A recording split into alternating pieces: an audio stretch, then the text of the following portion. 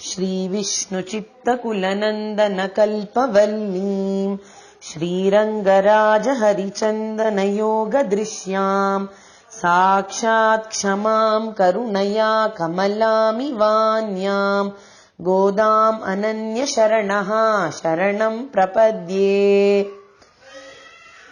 श्री गोदा देवी अपनी सहेलियों को बुलाकर अपने श्री व्रत को करना चाहती है भगवान कृष्ण को पाने के लिए। तो यह व्रत के शुरुआत में उन्होंने देखा कि कुछ सहेलियां आई नहीं थी, तो जो सहेलियां आई नहीं थी उनको उठाकर साथ लेकर जा रही हैं गोदा देवी। तो उस क्रम में आज के दिन चौथे सहेली को उठाने वाली है तिरुप्पावई के इस 9वें पासुरम में। पासुरम को देखते हैं। तूमणि माडत्तु चुற்றும் விளக்கெரிய தூபம் கமழத் துயிலணை மேல் கண்வளரும் மாமான் மகளே மணிக்கதவம் தாழ்த்திரவாய் மாமீரவளை எழுப்பீரோ உன்மகள்தான் உமையோ அன்றிச் செவிடோ அனந்தலோ ஏமப் பெருந்துயில் மந்திரப்பட்டாளோ மாமாயன் மாதவன் வைகுந்தன் என்றென்று नामम पलवुम नवीन्द्रेलोरेम्बावाई। अब तक गोदा देवी अपने सहेलियों को यह बताकर उठा रही थी कि सुबह हो चुकी है, सुबह होने के लक्षण के बारे में बता रही थी। लेकिन जब इस सहेली के घर आई तो उन्होंने ऐसा कोई लक्षण नहीं बताया। इसका क्या कारण हो सकता है? ऐसे देखा जाए तो हमें यह देखना चाहिए कि पहले जो 3 सहेलियां थी वे सोई हुई नहीं थी।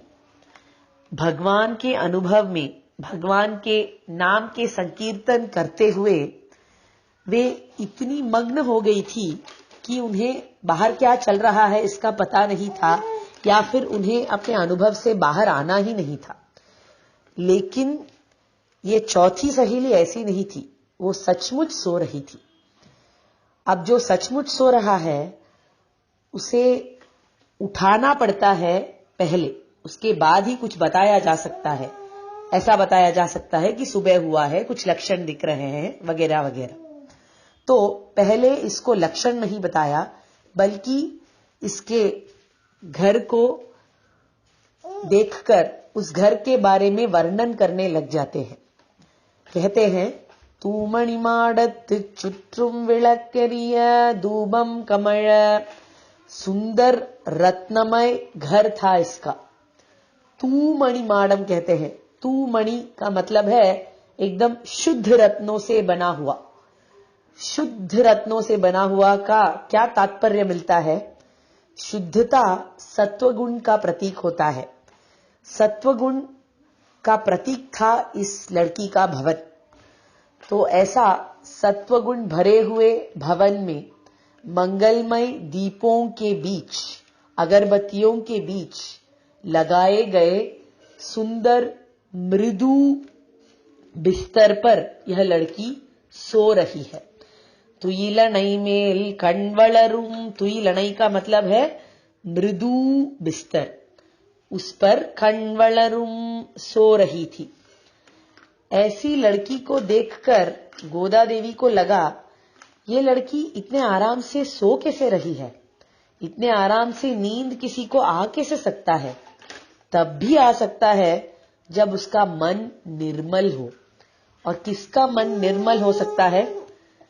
जिसका भगवान पर महाविश्वास हो, उसी का मन निर्मल हो सकता है।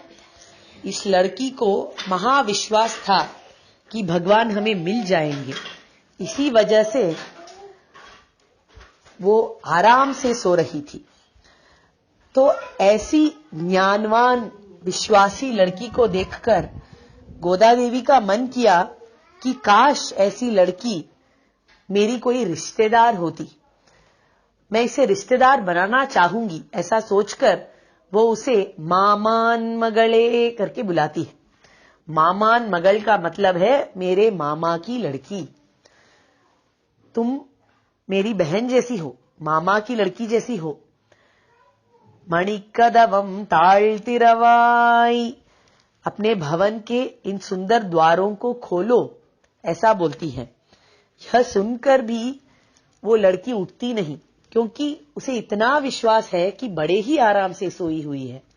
लेकिन इन लोगों की आवाज इस लड़की के मां के कानों में पड़ जाती है और वह माता बाहर चली आती है।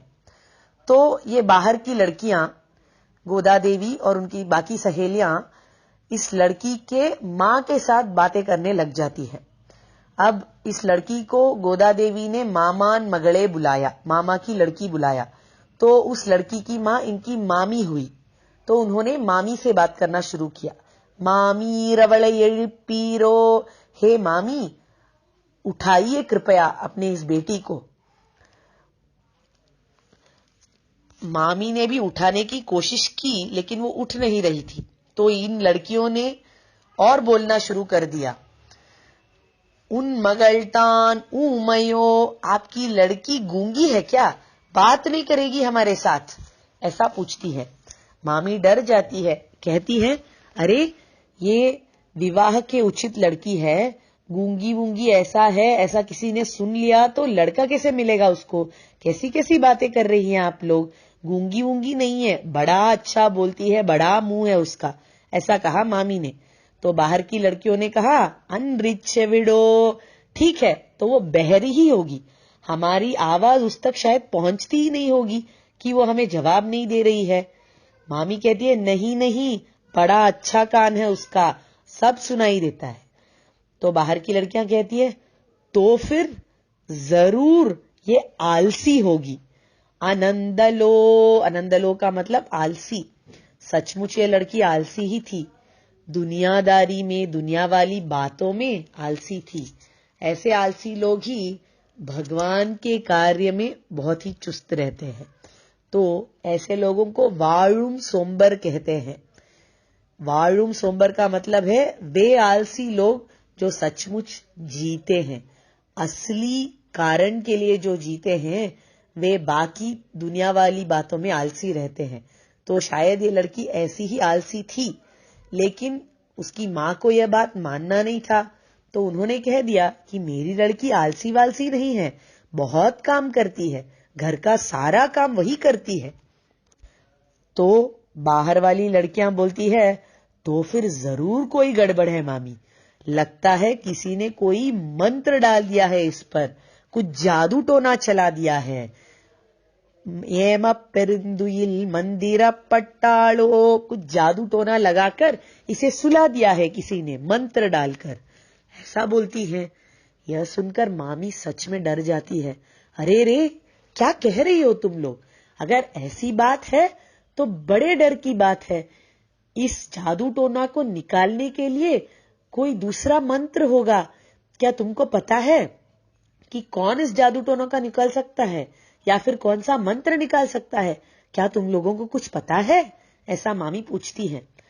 तो ये बाहर की लड़कियां कहती हैं हाँ पता है ना, उसी के लिए तो हम लोग आए हैं, बोलते हैं देखो। मामायन माधवन वैगुंदनेन्द्रेन्द्र नामम पलवुम नविन्द्रेलोरेम्बावाई।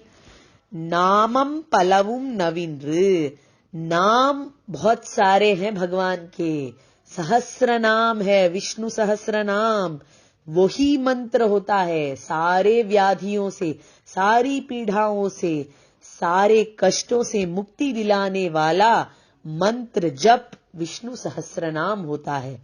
वो विष्णु सहस्र नाम क्या क्या नाम बताता है, मां मायन के बारे में बताता है। मां मायन का मतलब है वो मायावी जो सारी मायाओं को दूर कर सकता है। मतलब किसी ने भी कोई भी मायावी जादू टोना किया हो तो ये महामायावी है, उसके ऊपर का मायावी है जो उस जादू टोने को निकाल सकता है। ये ऐसी कृपा हम पर करेगा क्यों, क्योंकि वो माधवन है। माधवन मतलब लक्ष्मी का पति, लक्ष्मी देवी सुनिश्चित करेगी कि इन बच्चों को बचा दिया जाए। वो जाके भगवान से बोलेंगी कि बच्चों को बचाओ कष्ट से, इसलिए ये माधव भगवान आके हमें बचाएंगे। ये माधव भगवान ही वैगुंदन है, मतलब वैकुंठ में रहने वाले भगवान। वो परमात्मा है तो सर्वशक्तिमान है, सारी जादू टोनाओं का मिटाने का शक्ति रखते हैं। तो ऐसे भगवान का नाम संकीर्तन करते हैं। विष्णु सहस्त्र नाम बोलकर उठकर आओ हे लड़की, ऐसा बुलाने पर यह लड़की उठकर इन लोगों के साथ आकर शामिल हो जाती है। यही है तिरुप्पावई के 9वें पासुरम का अर्थ। कवितार्किक सिंहाय कल्याण गुणशालिने श्रीमते वेंकटेशाय वेदांत गुरवे नमः।